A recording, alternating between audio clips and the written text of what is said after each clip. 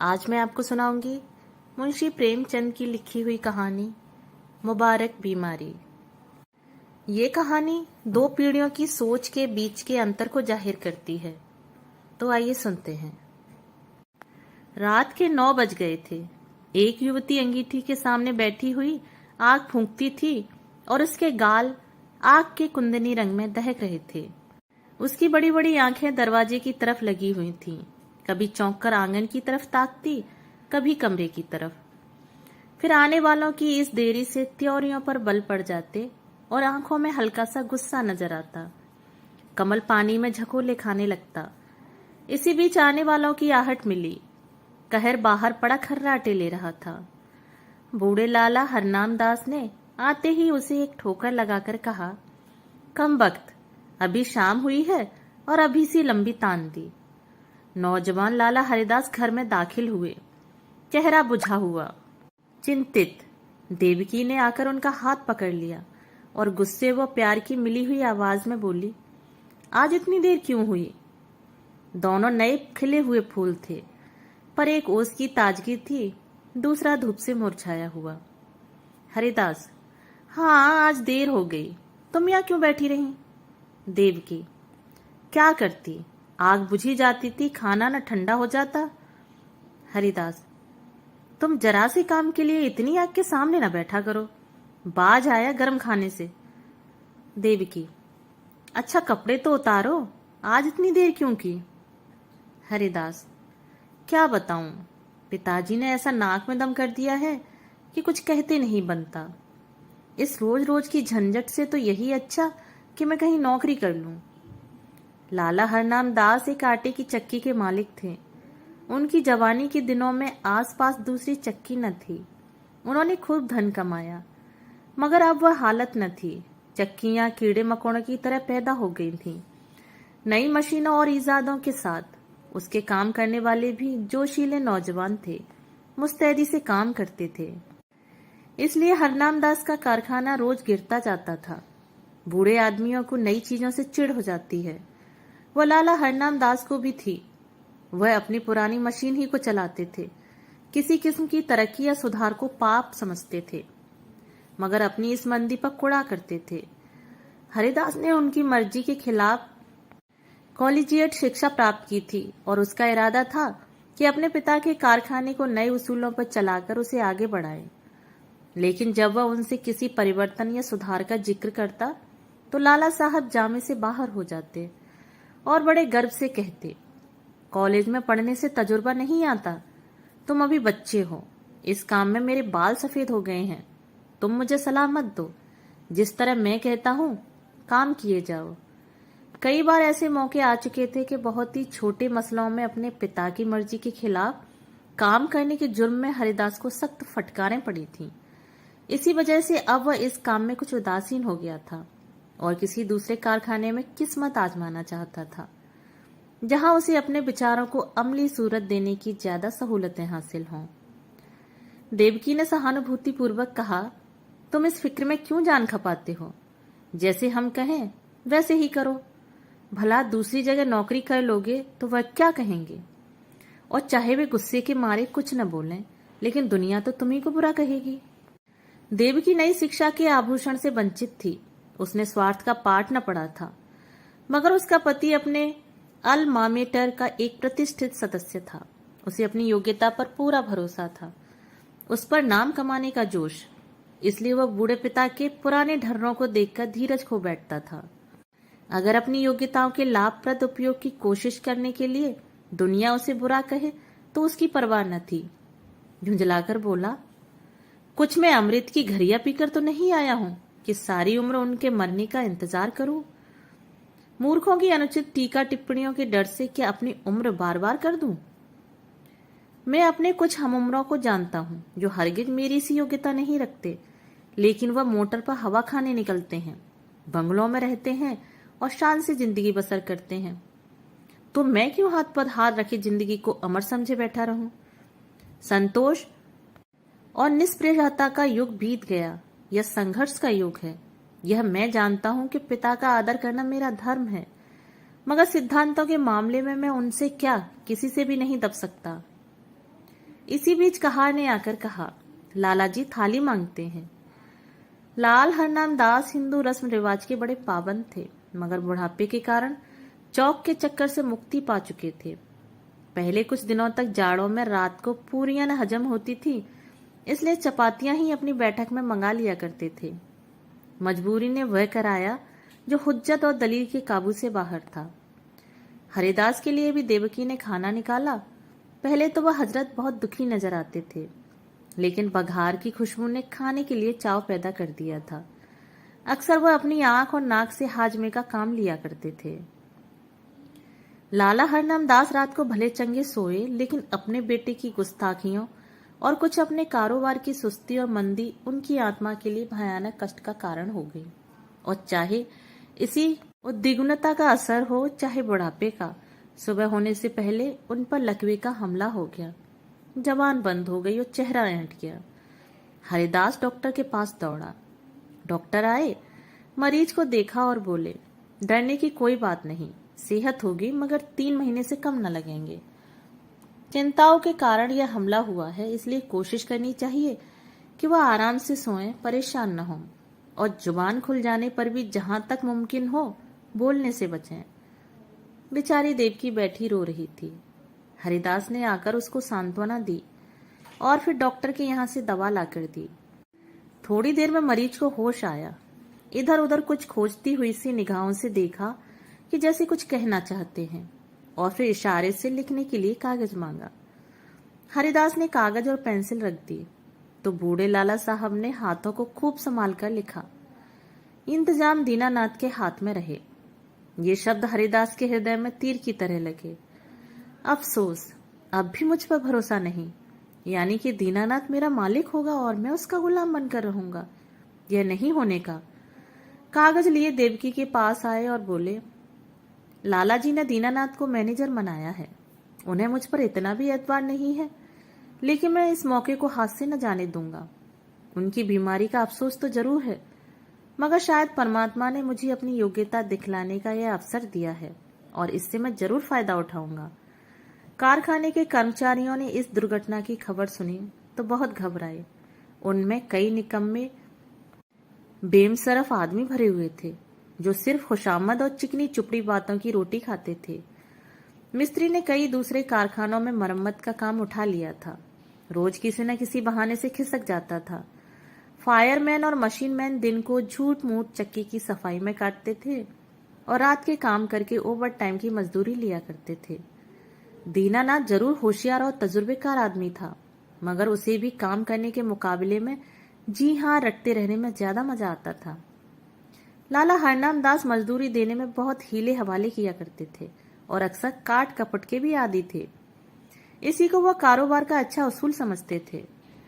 हरिदास ने कारखाने में पहुंचते ही साफ शब्दों में कह दिया कि तुम लोगों को मेरे वक्त में जी लगाकर काम करना होगा।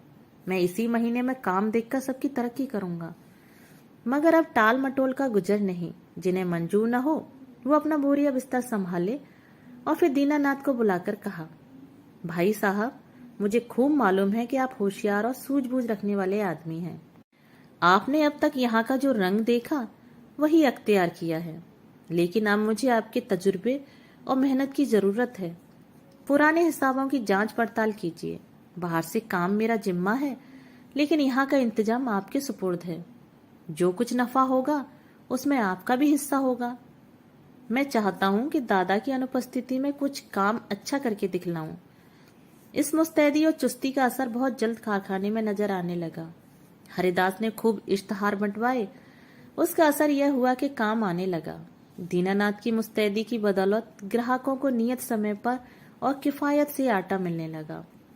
पहला महीना भी खत्म न हुआ था कि हरिदास ने नई मशीन मंगवाई। थोड़े अनुभवी आदमी रख लिए। फिर क्या था, सारे शहर में इस कारखाने की धूम मच गई। हरिदास ग्राहकों से इतनी अच्छी तरह से पेश आता कि जो एक बार उससे मुआमला करता वो हमेशा के लिए उसका खरीदार बन जाता। कर्मचारियों के साथ उसका सिद्धांत था, काम सख्त और मजदूरी ठीक। उसके ऊंचे व्यक्तित्व का भी स्पष्ट प्रभाव दिखाई पड़ा। करीब करीब सभी कारखानों का रंग फीका पड़ गया। उसने बहुत ही कम नफे पर ठेले ले लिए। मशीन को दम मारने की मोहलत न थी। रात और दिन काम होता था। तीसरा महीना खत्म होते होते उस कारखाने की शक्ल ही बदल गई। हाथे में घुसते ही ठेले और गाड़ियों की भीड़ नजर आती थी। कारखाने में बड़ी चहल पहल थी। हर आदमी अपने अपने काम में लगा हुआ था। इसके साथ ही प्रबंध कौशल का यह वरदान था कि भद्दी, हड़बड़ी और जल्दबाजी का कहीं नामो निशान न था। लाला हरनाम दास धीरे धीरे ठीक होने लगे। 1 महीने के बाद वह रुककर कुछ बोलने लगे। डॉक्टर की सख्त ताकीद थी कि उन्हें पूरी शांति की स्थिति में रखा जाए, मगर जब उनकी जबान खुली उन्हें एकदम को भी चैन न था। देवकी से कहा करते, सारा कारोबार मिट्टी में मिल जाता है। यह लड़का मालूम नहीं क्या कर रहा है, सारा काम अपने हाथ में ले रखा है। मैंने ताकीद कर दी थी कि दीनानाथ को मैनेजर बनाना, लेकिन उसने जरा भी परवाह नहीं की। मेरी सारी उम्र भर की कमाई बर्बाद हुई जाती है। देवकी उनको सांत्वना देती कि आप इन बातों की आशंका न करें, कारोबार बहुत खूबी से चल रहा है और खूब नफा हो रहा है। पर वह भी इस मामले में तूल देते हुए डरती थी कि कहीं लकवे का फिर हमला न हो जाए। हूं हाँ कहकर टालना चाहती थी।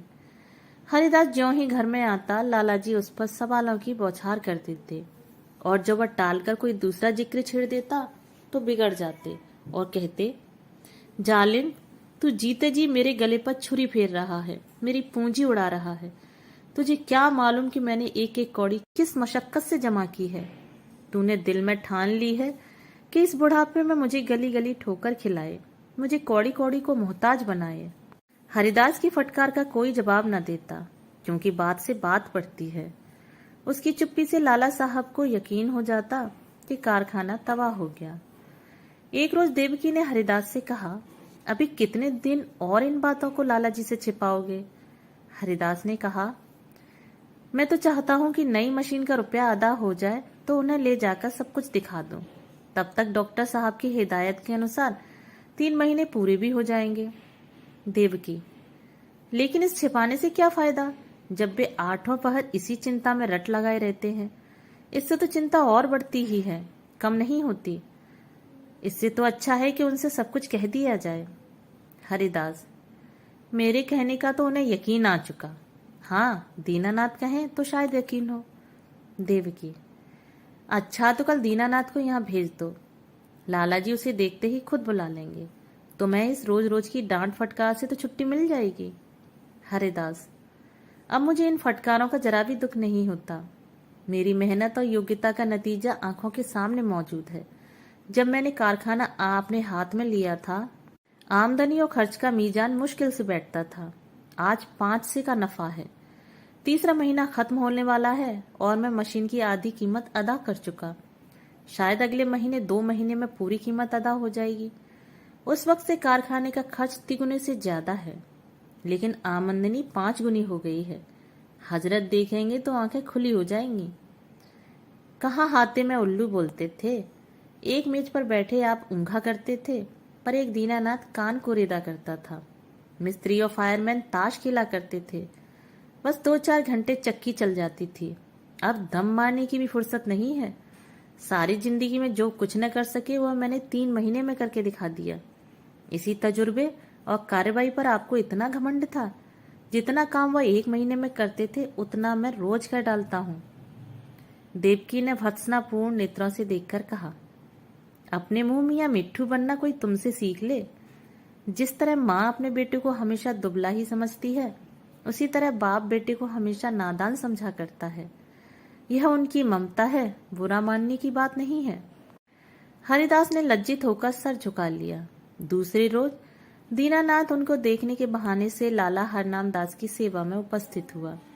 लालाजी उसे देखते ही तकिए के सहारे उठ बैठे और पागलों की तरह बेचैन होकर पूछा, क्यों, कारोबार सब तबाह हो गया कि अभी कुछ कसर बाकी है? तुम लोगों ने मुझे मुर्दा समझ लिया है, कभी बात तक न पूछी।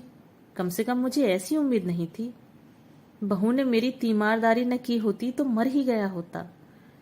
दीनानाथ, आपका कुशल मंगल रोज बाबू साहब से पूछ लिया करता था। आपने मेरे साथ जो नेकियां की हैं उन्हें मैं भूल नहीं सकता। मेरा एक एक रोआ आपका एहसानमंद है। मगर इस बीच काम ही कुछ ऐसा था कि हाजिर होने की मोहलत न मिली। हरनामदास, खैर कारखाने का क्या हाल है? दिवाला होने में क्या कसर बाकी है? दीनानाथ ने ताज्जुब के साथ कहा, यह आपसे किसने कह दिया कि दिवाला होने वाला है? इस अरसे में कारोबार में जो तरक्की हुई है वो आप खुद अपनी आंखों से देख लेंगे। हरनाम दास व्यंग पूर्वक बोले, शायद तुम्हारे बाबू साहब ने तुम्हारी मनचाही तरक्की कर दी। अच्छा, आप स्वामी भक्ति छोड़ो और साफ बतलाओ। मैंने ताकीद कर दी थी कि कारखाने का इंतजाम तुम्हारे हाथ में रहेगा, मगर शायद हरिदास ने सब कुछ अपने हाथ में रखा। दीनानाथ, जी हाँ, मगर मुझे इसका जरा भी दुख नहीं। वही रईस काम के लिए ठीक भी थे। जो कुछ उन्होंने कर दिखाया वो मुझसे हरगिज न हो सकता था। हरनाम दास, मुझे यह सुन सुनकर हैरत होती है। बतलाओ, क्या तरक्की हुई? दीनानाथ, तफसील तो बहुत ज्यादा होगी, मगर थोड़ी सी यह समझ लीजिए कि पहले हम लोग जितना काम एक महीने में करते थे उतना अब रोज होता है। नई मशीन आई थी, उसकी आधी कीमत अदा हो चुकी है। वह अक्सर रात को भी चलती है। ठाकुर कंपनी का 5,000 मन आटे का ठेका लिया था, वह पूरा होने वाला है। जगतराम बनवारी लाल से कम सरियट का ठेका लिया है। उन्होंने हमको 500 बोरे माहवार का बयाना दिया है। इसी तरह और फुटकर काम कई गुना बढ़ गया है। आमदनी के साथ खर्च भी बढ़े हैं। कई आदमी नए रखे गए हैं। मुलाजिमों को मजदूरी के साथ कमीशन भी मिलता है, मगर खालिस नफा पहले के मुकाबले में चौगुने के करीब है। हरनाम दास ने बड़े ध्यान से यह बात सुनी। वह गौर से दीनानाथ के चेहरे की तरफ देख रहे थे। शायद उसके दिल में बैठकर सच्चाई की तह तक पहुंचना चाहते थे। संदेहपूर्ण स्वर में बोले, दीनानाथ, तुम कभी मुझसे झूठ नहीं बोलते थे, लेकिन तो भी मुझे इन बातों पर यकीन नहीं आता, और जब तक अपनी आंखों से न देख लूंगा यकीन न आएगा। दीनानाथ कुछ निराश होकर विदा हुआ। उसे आशा थी कि लाला साहब तरक्की और कारगुजारी की बात सुनते ही फूले न समाएंगे और मेरी मेहनत की दाद देंगे। उस बेचारे को न मालूम था कि कुछ दिलों में संदेह की जड़ें इतनी मजबूत होती हैं कि सबूत और दलील के हमले उस पर कुछ असर नहीं कर सकते। यहाँ तक कि वह अपनी आंख से देखने को भी धोखा या तिलस्म समझता है। दीनानाथ के चले जाने के बाद लाला हरनाम दास कुछ देर तक गहरे विचार में डूबे रहे। फिर यकायक कहार से बग्घी मंगवाई, लाठी के सहारे बग्घी में आ बैठे और उसे अपने चक्की घर चलने का हुक्म दिया। दोपहर का वक्त था। कारखानों के मजदूर खाना खाने के लिए गोल के गोल भागे चले जाते थे, मगर हरिदास के कारखाने में काम जारी था। बग्घी हाथे में दाखिल हुई। दोनों तरफ फूलों की कतारें नजर आईं। माली क्यारियों में पानी दे रहा था। ठेले और गाड़ियों के मारे बग्घी को निकलने की जगह न मिलती थी। जिधर निगाह जाती थी सफाई और हरियाली नजर आती थी। हरिदास अपने मुहर्रिर को कुछ खतों का मसौदा लिखा रहा था कि बूढ़े लालाजी लाठी टेकते हुए कारखाने में दाखिल हुए। हरिदास फौरन उठ खड़ा हुआ और उन्हें हाथों से सहारा देते हुए बोला, आपने कहला क्यों न भेजा कि मैं आना चाहता हूँ? पालकी मंगवा देता। आपको बहुत तकलीफ हुई। यह कहकर उसने एक आराम कुर्सी बैठने के लिए खिसका दी। कारखाने के कर्मचारी दौड़े और उनके चारों तरफ बहुत अदब के साथ खड़े हो गए। हरनाम दास कुर्सी पर बैठ गए और बोरों के छत चूमने वाले ढेर पर नजर दौड़ाकर बोले, मालूम होता है दीनानाथ सच कहता था। मुझे यह कई नई सूरतें नजर आती हैं। भला कितना काम रोज होता है, भला कितना काम रोज होता है। हरिदास, आजकल काम ज्यादा आ गया था, इसलिए कोई 500 मन रोजाना तैयार हो जाता था, लेकिन औसत 250 मन का रहेगा। मुझे नई मशीन की कीमत अदा करनी थी, इसलिए अक्सर रात को भी काम होता है। हरनाम दास, कुछ कर्ज लेना पड़ा? हरिदास, एक कौड़ी नहीं, सिर्फ मशीन की आधी कीमत बाकी है। हरनाम दास के चेहरे पर इत्मीनाना का रंग नजर आया। संदेह ने व विश्वास को जगह दी। प्यार भरी आंखों से लड़के की तरफ देखा और करुण स्वर में बोले, बेटा, मैंने तुम्हारे ऊपर बड़ा जुल्म किया, मुझे माफ करो। मुझे आदमियों की पहचान पर बड़ा घमंड था, लेकिन मुझसे बहुत धोखा हुआ। मुझे अब से बहुत पहले इस काम से हाथ खींच लेना चाहिए था। मैंने तुम्हें बहुत नुकसान पहुंचाया। यह बीमारी बड़ी मुबारक है जिसने तुम्हारी परख का मौका दिया और तुम्हें लियाकत दिखाने का। काश यह हमला 5 साल पहले ही हुआ होता। ईश्वर तुम्हें खुश रखे और हमेशा उन्नति दे। यही तुम्हारे बूढ़े बाप का आशीर्वाद है। दोस्तों, अभी आप सुन रहे थे मुंशी प्रेमचंद की कहानी मुबारक बीमारी। अगर आपको ये कहानी पसंद आई हो तो मेरे चैनल को सब्सक्राइब और वीडियो को लाइक शेयर जरूर करें और बेल आइकन को प्रेस कर लें। धन्यवाद।